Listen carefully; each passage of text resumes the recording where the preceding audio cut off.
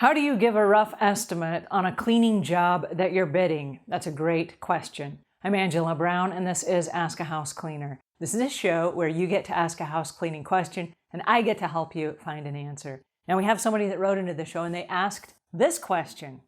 Hi, Angela. Good morning. My name is Douglas, and I own a cleaning service in Central Florida. I was just offered to come bid a job for a huge subdivision. This is my first time having a job of such magnitude, and I was wondering if you could help me out on this one, on the proper way to bid. I can send you the papers of what they want done, and could you give me a rough estimate on how much you would charge for this service? That would help me out tremendously. Okay, the first thing that I want to suggest is this. Congratulations on being offered to bid a job on a huge subdivision. But what does that mean? So the next question is, what does it mean to bid a job on a huge subdivision? Is this new construction, or are these existing homes that have people living inside them? Now, I know in the area where I live, there are a lot of retirement communities that are big subdivisions, but part of the living there includes landscaping and house cleaning and house maintenance and all this stuff, right? Is this one of those where people already live in the homes, or is this like pre-construction where no one lives in the homes yet?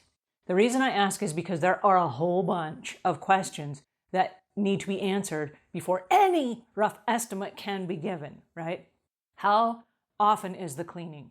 How big is the cleaning? Is it one house? Is it lots of houses simultaneously? Are you cleaning up between every section of the construction process? Or is this the final clean, like for a model home, where everything is already carpeted and the walls are painted and it's like the last clean before they open the doors? Like, where in the phase is this?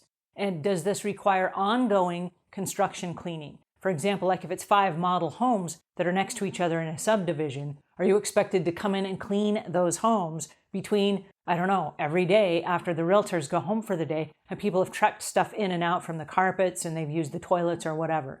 Is that what we're talking about? Or are you talking about just the homes themselves, getting them ready for customers? The next thing that we have to wonder about is there electricity and running water in the homes? Because if this is a construction home, there's no running water and there's no electricity. So you're going to be expected, if there is flooring, you're going to be expected to bring extension cords and whatever, which is a different game than how are we getting electricity into the house, and do I have to bring buckets or jugs of my own water? Very different type of cleaning. So there are lots of questions that go on. And then the question that you want to ask is, who is paying for the project? Is it the builder? Is it the development? Is it a realtor? Are they homeowners? Like who's actually writing the check? And it's really important to find out who the person is that's writing the check, because oftentimes people will get somebody on the job and then they kind of expect other people are going to pay for it. Realtors do this all the time. Oh, there's a move out clean. And then they expect that the homeowner, either the one that's moving out or the one that's moving in, will pay for it. And the cleaner comes without clarifying that. They do the job and then they never get paid because nobody really knows who's supposed to write the check. So it's very important that you get all of that stuff figured out before you even give a rough estimate. There are softwares on the market, I will leave links in the show notes, where you can check out and do your research and figure out what the different softwares are for the type of construction that you're doing, or the type of cleaning that you're doing, or the type of commercial jobs that this is. Because this is not just residential if you're doing an entire subdivision, okay? So what that falls into is commercial cleaning. It's going to be a commercial contract. And I should warn you that the pay is different. When you do residential cleaning and you go inside someone's home, they write you a check that day, or they put it on their credit card and you get paid that same day. When you have a contract with a subdivision or with an apartment complex or with a building, what happens is usually 30, 60, 90-day terms. So you do not get paid immediately, which means that you might have $2,000, $3,000, $4,000, $5,000 of earnings that are out there floating around in space that you still have to pay your employees for, but you haven't been paid for it yet, right? And you hope that the property manager doesn't default on the payment, because even if they get you to clean for 1 month, that's, let's just say $5,000 that you did not get paid for, that you still have to pay your employees. It's your gas, it's your fuel, it's your vehicle expense, it's all of your cleaning supplies, your equipment maintenance. It's a whole bunch of other things that you have to be really keenly aware of, and can your business afford to do that? So you want to ask a bunch of questions up front and not just send them to a third party and say, hey, can you tell me how to quote this? because I don't know any of the answers either. If I just gave you a random number, when you get there and you give them this random number that I give you, they're going to say, what is this based on?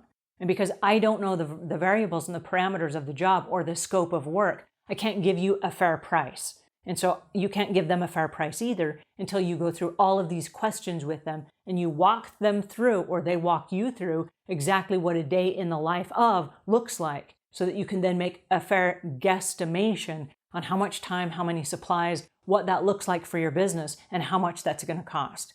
So I'm not trying to be vague. What I'm trying to do is get you to ask better questions. So when someone says, can you give me a rough price? Here's what that means. Your rough price question means I must ask a series of very specific questions. That's the trigger. I need a rough price. Can you give me a ballpark? Can you give me a range? That translates into, I need to ask you a series of very specific questions. Okay, now you know. All right, I hope that helps. If it does, give us a thumbs up. If you have questions, leave them in the notes below. We do answer all of our questions. And until we meet again, leave the world a cleaner place than when you found it.